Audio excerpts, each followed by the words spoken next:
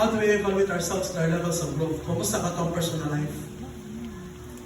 Maybe nasiguro tag-focus sa itong personal career. Pero, temporary ba na?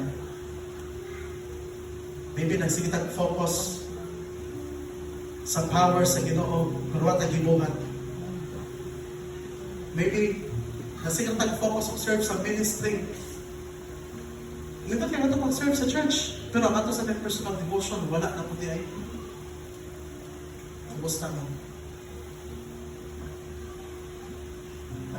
How do we balance our life growth?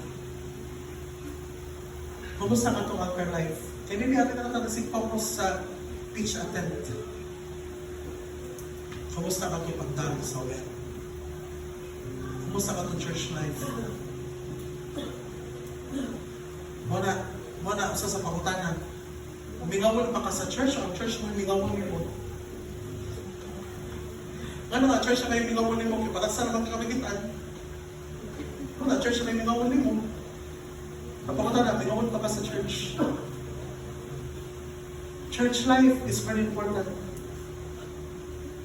But most of all, our altar life. Let's all rise, mga igsoon, and I want to